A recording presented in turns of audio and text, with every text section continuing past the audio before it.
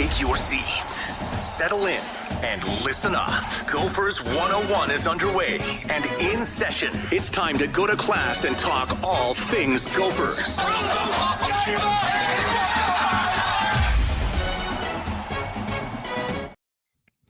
Well, Thor, anything new in your life to report? Yes, I'm your coworker now. So get ready, Ross. Get ready. Well, how about that? Congratulations. Thank you. Obviously, we knew about it behind the scenes, but for many reasons had to keep it quiet. We are all looking forward to being around you more often, and myself included, because now even in the non-college football season, you and I can just talk college football 365 days a year. Can't wait.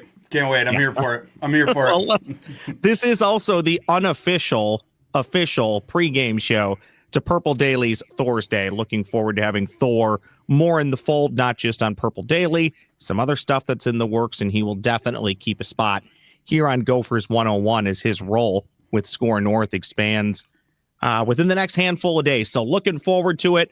But Thor, let's get right to Gopher football and college football. All I have to say, Thor, we tried. We tried to will a victory for the Gophers. We tried to find a path. And you know what? Every now and then you intend to take the path and it just doesn't work. And that is exactly, I think, how you can describe the Gophers in Oregon. 100%. I mean, we gave it the old college try. It was a very, as we said last week, the narrowest of paths. You were going to need some mistakes. You were going to need to run the ball well. You're going to have to flip the field a couple times. Obviously, that didn't end up happening. The result, I think, more or less was what we thought. The spread was interesting. That thing was up in the air until the fourth quarter. But the game result itself, by halftime, we knew who was going to win that game, unfortunately. I honestly don't know how much time we need to spend on the game, other than when you look at the stats for Drake Lindsay. They don't look great, but overall, Thor, not flashy. I would say he did a decent job. Look, 19 completions for 138 yards isn't going to wow anybody. What I look at, Thor, it's not necessarily what he did during the game, it's what he didn't do. I mean, this game could have been twice as ugly if the Gophers were turning the ball over on offense left and right, and largely led by him.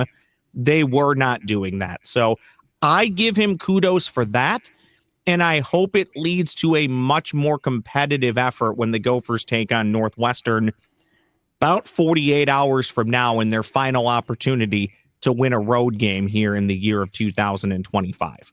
I agree with that. You don't have much of a running game there with the Gophers in that game. Unfortunately, 24 carries for 62 yards, 2.6 per carry, and 23 of those 62 yards came on one Darius Taylor run, right? And so you take that out. I mean, the rest of the game, they were literally doing nothing on the ground. And then you're throwing into a defense full of NFL defenders in this road spot on a Friday night, multiple time zones back. And the fact that he didn't throw an interception, it is a silver lining to me. I mean, he ends up putting the ball in the air 32 times, at least didn't turn it over. There wasn't much room there to work with. He didn't get a ton of help, but yeah, Lindsay acquitted himself fine. I think for the environment and what was around him, as far as that goes, it was not sort of the disaster class that the Iowa game was. And that's encouraging for your young quarterback. Gophers get Northwestern Saturday morning, 11 a.m. Central Time at Wrigley Field. It's the second Wrigley game of the year for Northwestern. They've been doing a few of these over the last couple of years because they are displaced with their erector set stadium right off of the lake in Evanston, Illinois.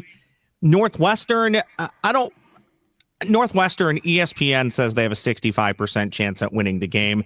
I think the Gophers have a good chance to win this game. I will say this. I think the easy thing to do as a Gopher fan or a college football observer is to say, well, Northwestern almost beat Michigan, so Northwestern should beat the Gophers really easily.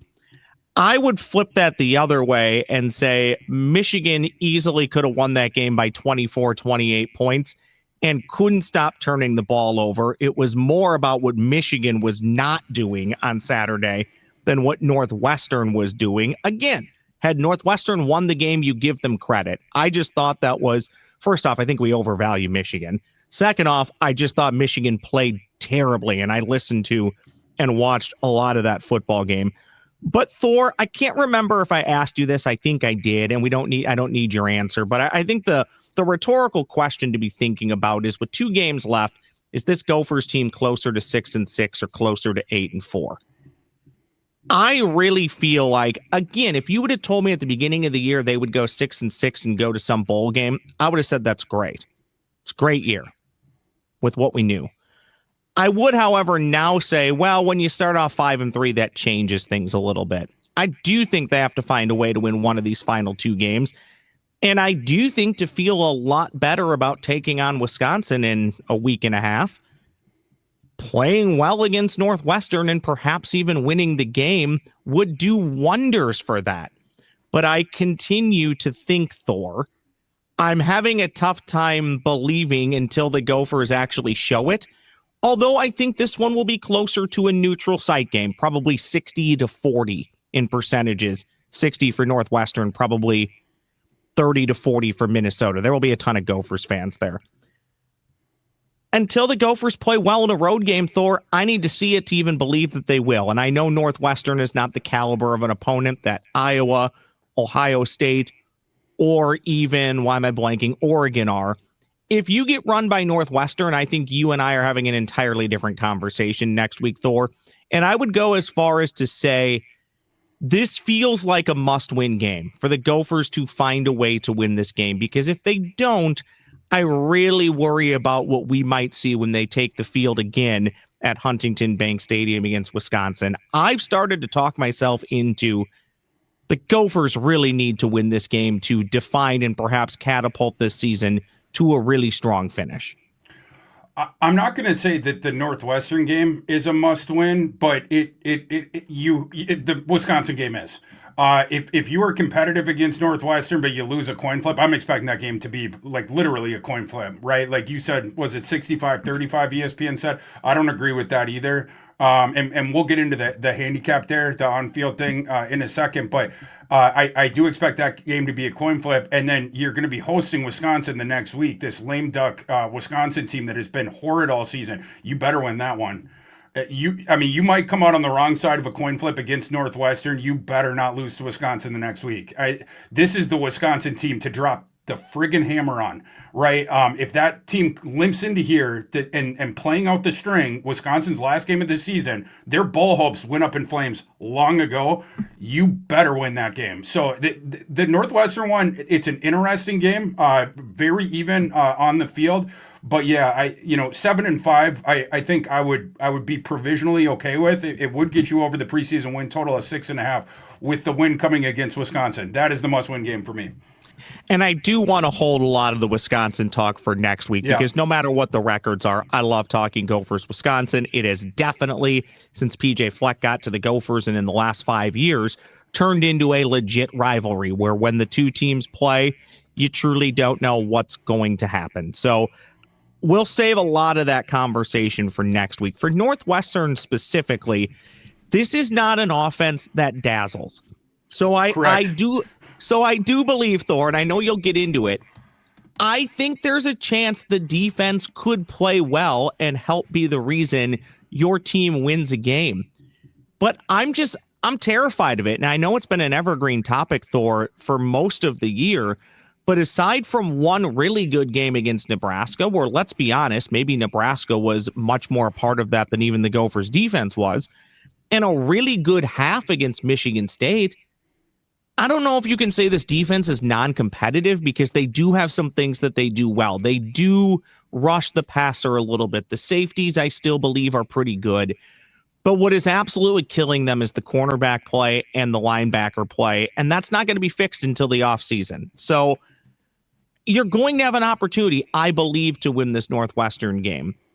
But I'm just not convinced that we'll see it. So you lay out the path for me and make me feel a little bit better heading into Saturday at Wrigley, that the Gophers could win a big football game and that the head football coach can go crowd surfing at Wrigley Field in the locker room after the game. For sure. The two keys to the game, and we sort of already hinted at positive feelings about one of them when we were talking about the Oregon game. The first one is you can't turn the ball over. The Northwestern runs at their offense one of the slowest paces in the nation. Let me pull it up. They're 131st in adjusted pace and 130th in seconds per play. And the Gophers are 120. They're in the 120s in adjusted pace. This is going to be one of the slowest moving watching paint dry games that you'll see. Every time the play clock is going to be down to 3 on both sides when they snap the ball. That means less offensive plays. That means less possessions. And in a coin flip game, you cannot turn the ball over. You can't give them points off of turnovers. So that's key number one. And then on the defensive side of the ball, it's simply, can you slow down Northwestern's running game? Northwestern is terrible at throwing the ball. They've been for years. They are again. Their quarterback, Preston Stone, I think his TDI&T rate is 11-9. He doesn't run around much. It's a lot of the boilerplate sort of running game. Run, have the play clock run down, run again. They only have Stone throw when he has to. There's a fascinating thing with this game, this handicap, when you're thinking about the Gopher run defense against Northwestern's rushing offense. Fascinating when you get into the advanced numbers on it. And we've talked about this with the Gophers, the peccadillo with their run defense, which is the Gophers are awesome in yards before contact or yards up until contact. I'm sorry. And that speaks to their defensive line, getting penetration, getting into the backfield, etc. But the Gophers are horrible at yards after contact allowed per rush. And that speaks to the other issue with that defense, which is the tackle rate is horrible. You've had a lot of that, and then the running backs getting second, third chances, and then running into the open field. What's interesting about that is Northwestern's offense would seem to be pretty well suited to this. Their Northwestern rushing offense, yards per carry before contact, they're 98th, right? And so they struggle at the same thing Minnesota is good at, allowing, you are going to get some penetration. You will get into you will have opportunities to blow up some of these running concepts before they get going. However, Northwestern happens to be number 10 in the nation in yards per carry after contact, which is the biggest bugaboo of that Gopher run defense. Can you button your tackling up for one game? I guarantee Gopher fans, if Gopher fans are there on Saturday and are yelling at the TV and are shutting it off late in the second half and they're ticked off the rest of the day, it will 100% be because the Kolafe, the running back, Komalafe from Northwestern has broken a bunch of tackles, and then he gets out into the second and third levels off of broken tackles. But the Gophers are going to touch him plenty in the backfield. That is going to happen. Northwestern's offensive line is not great. The Gophers have the advantage. Their defensive line. Can you close the deal when you get on the doorstep? And this has been an issue with really both Minnesota football teams' defenses this year, hasn't it? Where you get the penetration, you get into the backfield, you have the shot to end the play now. And put yourself ahead of the sticks, right? And give a TFL, give a sack or whatever. With the Vikings, it has so often been you're about to sack the guy, that he slips away, breaks it. Now he's out there. It happened over and over again with Caleb Williams. The Gophers, it's been with the run defense, and they need to secure the tackles when they get on the doorstep in this game.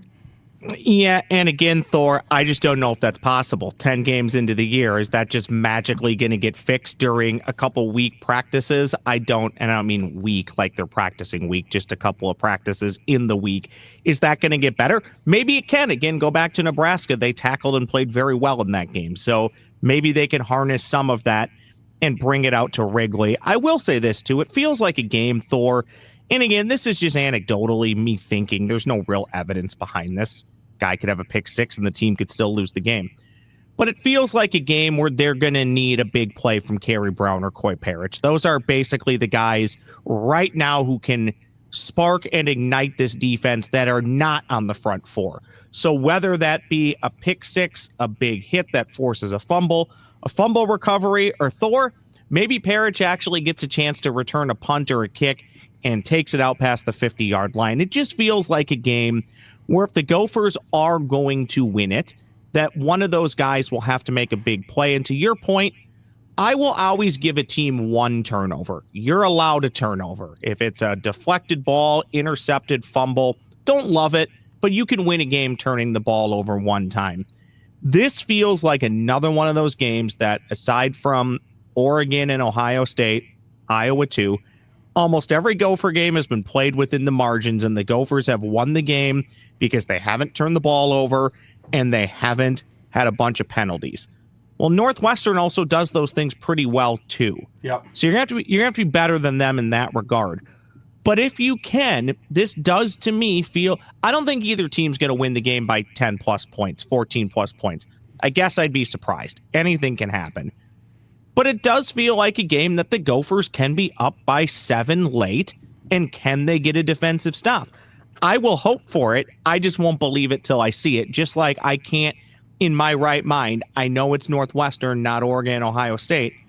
I have a tough time believing until I see it for even a half that this team will play well on the road. I just need to see it. 100%. Yeah. You have to get Northwestern into the third and longs. Preston Stone, I've seen plenty of his work going back to SMU. He lost his job at SMU even though he was an established starter. They benched him early last season for Kevin Jennings, and then Kevin Jennings brought that team to the CFP. Like I said, Preston Stone, he's lead-footed. There is decision-making issues there. There's accuracy issues. Northwestern, their whole goal on offense is to put themselves into advantageous situations against the sticks. So we don't have to force Preston Stone to take things into his own hands. That's for the Gophers. That this is your path. You need to the TFLs to get them behind the sticks and then force Preston Stone on third and long to throw into those safeties. That's where the Gophers will get their shot to potentially flip the field. If continually you're missing the tackles and it's easy for Northwestern to get right there, the third and shorts, or even converted on second down, that's where the thing starts going wayward on the Gophers. But yeah, it's interesting, Ross, looking at these two teams, their profiles. They play very similarly. Like you said, they don't get penalized. They each run very, very slow on offense. They're both looking to sort of ugly the game up and let's turn it into a coin flip late. So I don't see either of these teams running away with this thing. And one other thing I'll say is the Gophers, the one thing Northwestern has done pretty good is protect Stone when he's dropping back.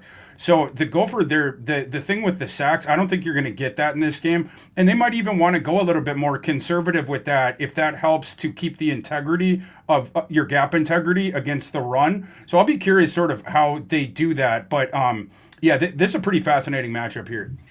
On the run game, Thor, I think the Gophers, we've seen this now, I know, now over the course of a full season, we'll call it a season and a half, since really halftime of the Michigan game last year. The head football coach and the offensive philosophy, they're okay with slinging it around the field. Somehow they had a revelation, and now look at the Gophers. They run an offense that is very similar to what the rest of the teams in college football do. They pass the ball, complement it with the run. However, there are games more so than others that I think are conducive to having a run game and trying to dominate and win that way. I feel like a game at what'll end up being a bit of a nasty track at Wrigley Field, colder weather. This feels like a game the Gophers are going to want to be able to run the ball a little bit. But can they? Will they be able to run the ball? I think a little bit. Maybe. And the reason I'm sort of, wading into it like that is we have seen the struggles with the Gopher run game, and, whether it's been the offensive line issues, particularly on the right side for the Gophers, whether it's been the health status of Darius Taylor, and we have seen the offense have to toggle through the air. However, the run defense for Northwestern is not good, and that is the thing that you would attack there if you are running the ball effectively. But Northwestern's run defense, 113th in rushing success rate against, 102nd in yards per rush allowed when you take sacks out, 108th in stuff rate, yards per carry before contact, 118th for Northwestern. You can move the ball on the ground against Northwestern. So, and the Northwestern, their pass defense ain't great, but it's certainly better than their run defense. This is a game I would be leaning more into the run than they have in the past. What's Darius's status, right? We've seen him, and he took most of the workload against Oregon.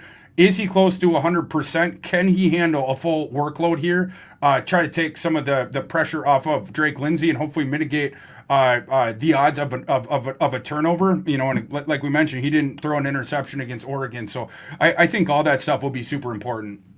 Thor, have you seen the renderings or any pictures for new Ryan Field? I think it looks like it's going to be a nice little stadium for Northwestern. The one like by the water? Yes. Yep. Yeah. They're brand new. I think, didn't they just level Ryan Field and they're putting new Ryan Field over it? Yeah. Yeah. I believe I have seen 30 those artist renderings. 35,000 people is all that it's going to hold. And every now and then I'll hear, oh, that's not a lot. Trust me, that's all they need. Most Northwestern football games, especially at old Ryan Field, 25,000 people, even when they're going 7-5, 8-4. But I think that will be a nice stadium addition to the Big Ten. It will be good to get them out of the Erector Set Stadium. And let's go back to Northwestern only playing a game at Wrigley every now and then for fun, not because they have to a handful of times a year. I'm looking forward to it. I'm terrified of the game. My brain says they're not going to win, but my gut says they're going to find a way to win this game. And if they do, right or wrong, college football is so week by week, Thor, if not more so than the NFL. I will feel better about their chances to do what they should do and beat Wisconsin if they beat Northwestern.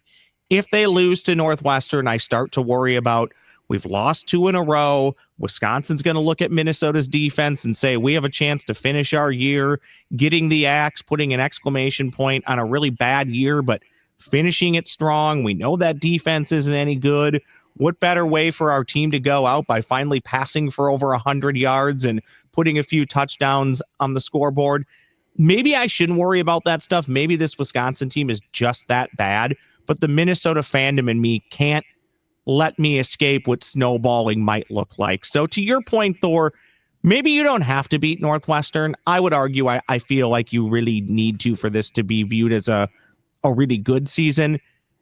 But yeah, don't get run off the field by Northwestern and have me doubting what that Wisconsin game is going to look like. Because to me, the Wisconsin game, I'm not going to say PJ needs to be fired if they lose to Wisconsin, but that's a game, to your point, Thor, you can't lose. Whether you win by 1 or 31, you just have to beat Wisconsin in a week and a half from now. And we'll talk more about that at this time next week. What does your gut say about Saturday? And what do your numbers say? Do you like ESPN? You said you don't like that they have it at 65% Northwestern.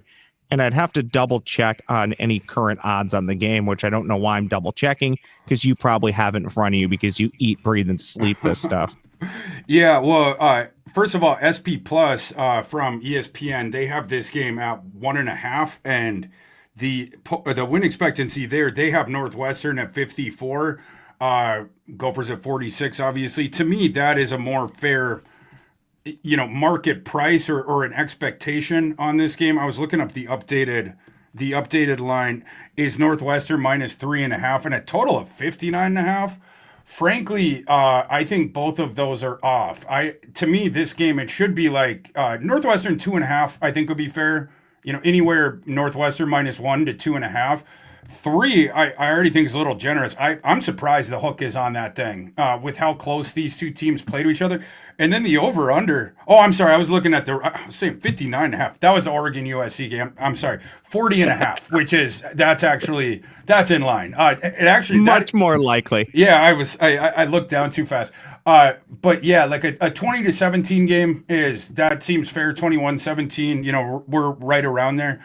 I'm gonna say Northwestern 20-17 this game, and I'm gonna say the Gophers beat Wisconsin by 21 points or more the week after. Look at us, a bunch of negative Nancys picking against the squad, but I will be cheering for the Gophers, as we all know. And I'm not willing to say that they can't win. I would not be surprised if they do win. I'm really worried about the defense. I just am. But you know what? That's been belabored over and over again. And at this point, it kind of is what it is. Enjoy the final 2 games of the year. There will be a third one because college football, Thor, our time together is dwindling. So let's hold these games tight as we nestle in the recliner and on the couch. We do still have America's game and championship Saturday and Friday, so there's still some time. And we got a bowl game for the Gophers to look forward to. Yeah, hard to believe we've already played 10 of 13 college football games for the Gophers this year. Time really does fly. Thor, let's do a Gopher in the pros. We like to call it a Thorfer, where you highlight a former Minnesota Golden Gopher who has played well in the NFL in the past week. Who do you got? Well, Ross, this week we have 2 candidates. So how about I toss both of them at you, and then you be the tiebreaker for who officially gets it? Okay, that's fair. Is that fair? Okay. The two best performances I thought by ex-Gophers in the NFL this week, they were both guys. I don't believe that either of them started, but they both played in the 20s of snaps. We got one on offense, one on defense. Offense, Brevin Spanford for the Cowboys, the tight end, he ended up playing 24 snaps. His blocking is really something, and we knew when Brevin Spanford is here, it was like the third offensive tackle thing. And the Cowboys have really used him as a weapon running behind Brevin Spanford. In the last game, Cowboys playing the Raiders, 83.2 run grade PFF for Brevin Spanford, getting on the field 24 times. So he would be one candidate. And then candidate number two would be, I think he has won once this season so far, but Benjamin St-Juste for the Chargers came off the bench to play 29 snaps against Jacksonville. Jacksonville, a team who has two Minnesota defenders on their roster. But St-Juste, he did not allow any yards in coverage. He ends up with a 70 PFF grade in that one without allowing a reception. Well, if we're going by PFF, and if you've already won it before, which, by the way, we've given it to Jack Gibbons twice, so you can win it more than once. But just to get somebody else on the board, let's go with Brevin Spanford, because with so many of these players, Thor, heck, we saw it from Justin Jefferson on Sunday. Justin Jefferson, Vikings lost, I know. Justin Jefferson's biggest play in the game was probably the block that sprung Mason to the end zone. 100%. So blocking from your wide receivers and tight ends, very important, and an 82.3% grade. My education tells me not equally comparable, but that's a B-. Good for him. Good for him. B's and C's get degrees. So Brevin Spanford is our Thorfer for this week. Especially as a guy who roll the boat, Scotty, go Gophers! Was an undrafted free agent, and he's made good. So yeah, hats off to Brevin Spanford. Roll the boat, Scotty,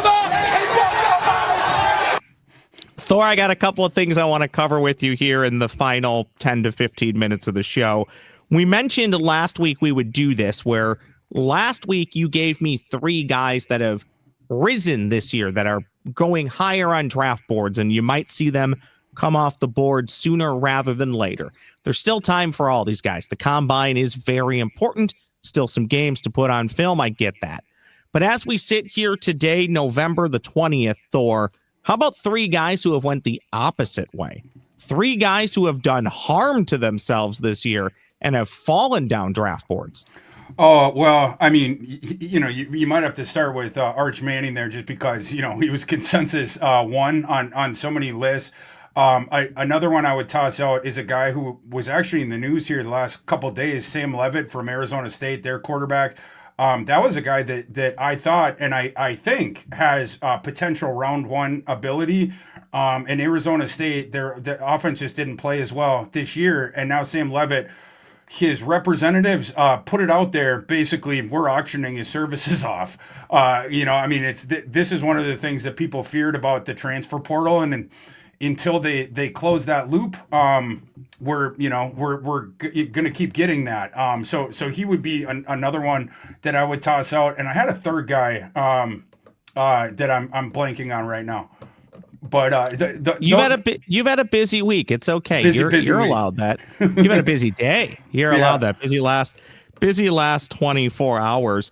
Well, we do know this. Ohio State and Indiana remain on a collision course to meet in Indianapolis. That could be a ton of fun a few weeks from now. Who would have guessed at this point in the year? I guess a lot of people might have guessed. I'll be honest. I didn't disbelieve Indiana last year. I just thought it would be really tough to get everybody again and follow it up with a 11-1, 12-0 season. So hats off to Kirk Cinetti for being able to do that. It appears for all the world that we will see Indiana and Ohio State in the Big Ten championship game, and that we will see both Ohio State and Indiana in the college football playoff. How about my guy, Brent Venables, finally looking like he's got Oklahoma headed in the right direction? Just about the time, Thor, Kalen DeBoer gets himself off the hot seat, because if you lose a game at Alabama, you are on the hot seat. And he had worked his way firmly off the hot seat, and Alabama's going to be in the college football playoff more than likely. but he has now firmly found himself back on the hot seat, losing a home game to Oklahoma.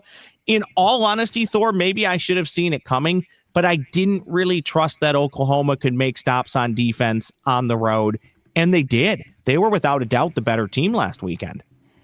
100%. Yeah. And Oklahoma, a team where you remember back in September, Ross, saw the impressive wins they had against Michigan, they had against Auburn, and then John Mateer has the injury to his throwing hand and he missed the game, and then he came back too soon against Texas and they end up losing that game and he was horrible. But the thing is as Mateer gets healthier and healthier, that offense with a fully healthy John Mateer is scary. And the defense already was scary. And so this one's going to get interesting if Oklahoma gets into the CFP. That's a team that people are not going to want to face. The vision of that team, we could see it coalesce here down the stretch, and starting with that win against Alabama, which obviously was a must-win for Oklahoma if they wanted to qualify for the CFP. So the race for those final spots is going to be pretty fascinating. And Oklahoma, I think you and I agree on this, Ross, is a team we would like to see in the CFP. Because when they're running right, Ben Arbuckle, their offensive coordinator, running the tempo and the spread offensive system, and then John Mateer is one of the funnest quarterbacks to watch in the nation. He's like my comp for him in the preseason was a well-behaved Johnny Manziel. He's just scrambling all over the place, and he throws from all these different arm angles, and he attempts throws that other guys wouldn't even think to try because of this elastic arm that he has, and he'll be running and about to cross the line of scrimmage, and then he'll just see someone come open, and he'll just flick the thing sidearm, right before he crosses the line of scrimmage when he sees a defender starting to get sucked downhill and stuff like that. I like Oklahoma. I think Oklahoma's potentially dangerous in the CFP. Let's see if they can close this thing out and get there. Yeah, I will say this, Thor. I like right now we do have the best of both worlds with the college football playoff. And I'll be honest, I didn't love expanding to 12. I thought 8 would have been just fine, but whatever. The day's coming where we're going to have a massive playoff and bowl games will pass. I know some people believe that they never will, and maybe they won't, but there'll clearly be a massive playoff and then maybe just some ancillary bowl games, less so than there are now. That's a discussion for a different day. But what I do love about the setup with 12 teams is I believe all sports are better when the brand names, and in this scenario, the blue bloods are around. And I do believe that Oklahoma is one of those. If they're not, they're very close. So I think it's good for Oklahoma to be in the national championship picture and in the playoff. I also think it's great to allow other teams, although it's probably not going to happen for Vandy, but it's nice to allow other teams to sneak up there. It's now likely, Thor, I mean, maybe not likely, but Tulane now, the driver in the clubhouse. How about leader in the clubhouse for that group of? Well, I guess technically you do bring your driver into the clubhouse, but they would be the leader in the clubhouse right now for that group of 5 spot in the college football playoff. Ironically, they're ranked 24th in the country, but they would be the 12 seed in the college football playoff. But I like that we get that flavor of it too. So it is best of both worlds, and I will say that has been the one nice thing of the college football playoff. Only 1 year, and they've tweaked it, but I thought last year showed pretty clearly why 12 teams is probably too many. But with the tweaks, who knows? We'll see here, just about a month's time when the college football playoff gets underway. We're getting there. We are. It's right around the corner. And by the way, this weekend, not void of big-time games either that will directly play into what does our 12-team field look like. I wouldn't again say it's the sexiest slate, but you get Missouri at Oklahoma. Could Oklahoma possibly trip up after a big win? Oklahoma needs to win out to get to the playoff. Missouri, I don't think Missouri's a great team, but they're a really good team, probably better than I give them credit for. USC still alive. They get Oregon at Autzen Stadium. Pitt at Georgia Tech playing a meaningful game in the ACC partially to determine who might get that auto bid from the ACC. BYU still technically alive. They're at Cincinnati, who is pretty much cooked, but a proud program. So there's some games this weekend that are going to play into the college football playoff. And as we say each and every week, Thor, there's going to be a couple random games that you and I settle on that we're going to end up texting each other about. And it'll probably be like Miami of Ohio at Central Michigan or something like that. Yeah. Did you see what this kid did? It's 33-30 with 6 minutes left. Yeah. 100%. Yeah. Or, you were talking about the G5, the race to get that, and Tulane, they are the leader right now, but man, is it close. You have the and nobody wants it. Yeah. Nobody wants it. you have those teams clumped there. I'll tell you who I'm pulling for is North Texas because they have a really fun offense. They in the CFP they probably give up 50 points in a game, but could they put up 40 and make it interesting? I think that one. But one potential, Roz, for that one that I'm eyeing is Tulane at Temple. Temple this year, they have the new coach, Casey Keeler. Casey Keeler is one of the more underrated FCS and FBS coaches that we have that no one knows about. Like, he was this dominant coach at the FCS, and everywhere he goes, he wins. He is in his first year at Temple. He got him to 5-5. They're one game away from bowl eligibility. They are welcoming Tulane to Philadelphia, and that line is a little bit suspiciously low. Tulane -7.5. That one, I'm not going to say in advance put them on upset alert, but that's one that I will be eyeing on Saturday afternoon. Can Temple muck that thing up? Can they turn it into a coin flip at the end of the game? That's what Casey Keeler loves to do as well, and I think they got a shot, especially if the Jake Retzlaff shows up that turns the ball over. That's where you could see Temple give a scare. But the other game that I'm most looking forward to, it's that Oregon-USC one. Can Oregon here, can you extinguish the flame of the Trojans? It's a fun rivalry there, obviously, the old Pac-12 foes, and then going to the Big Ten. And Oregon, high hopes for the season. Obviously, they only have the one loss. Not technically a must-win for them, but it certainly is for USC.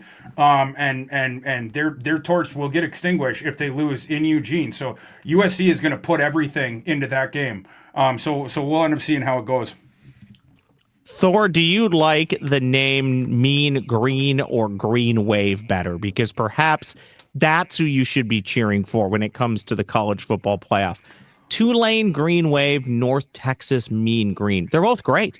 I don't know how you can pick one. I don't know how you can pick one. They're both great. I prefer the name Mean Green more, but I prefer the jerseys of the Green Wave more. With the wave and the... What do you call it? Like indigo blue or the, I don't know what color that is. Like the super duper light blue that they have. I was going to ask you, how do you feel about the Green Wave when they wear those? If that's indigo blue, I don't know if it is when they wear the all blue uniforms. Because you know me, I'm a bit of a uniform purist. A part of the reason why Iowa State annoys me is they wear those all black uniforms like 6 games out of the year. And black has really nothing to do with your color scheme. So for as much as I kind of like those Green Wave uniforms, I get a little annoyed because there's nothing green about them. Yeah, I just like that he seems like the wave guy, the face on the wave, and he's like, yes, yep. Like I don't know, I love that when I see it. It's like that WKU Big Red, that guy. Like I just get the biggest kick out of him. So like maybe I'm a mascot enthusiast, and so maybe that's what logo enthusiast. But yeah, your point's well taken about the swapping of the jerseys. I feel the same. How do you feel about black uniforms? Because I'll be or even gray. I'll be honest here. I didn't like when the Gophers wore them a few weeks ago on Military Appreciation Weekend. Yeah. Your colors are maroon and gold with a little bit of white. Wear that. There are 100 different well, maybe not 100, but there are a lot of different combinations you can do with those colors. We don't need gray and black. And I would say the same thing to Iowa State. Stick to your colors.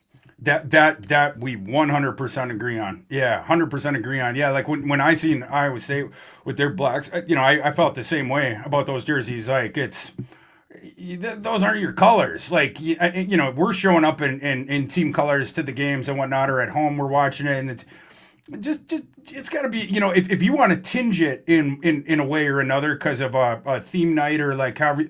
That's okay, but you got to do more creativity than, okay, we're just going to do black uniforms this game, or the all grays, or whatever. Could we sound any more like old man yelling at cloud? Here we are, no, two dudes on a podcast yelling about non-traditional uniforms that, by the way, I will admit, have nothing to do with the game other than the aesthetics of watching them. But we love aesthetics, so that's okay. We do, and I love the maroon and gold. I don't need to see what are they, gunmetal gray and black uniforms. Yeah. I don't need to see that. No, we don't. Thor, that's all I got for you. Again, congratulations on joining the SKOR North team. You and I will continue to do this throughout the football season, and obviously I will beg you to come on a few other times as well. So happy to looking forward to it. Congrats. It'll be a ton of fun. And I guess officially, well, no, not officially, unofficially, I guess still, this is the pregame to Purple Daily's Thor's Day. It's Gophers 101 If you are watching on YouTube, please like, subscribe to SKOR North, comment, and if you're listening via Apple and Spotify, please rate and review.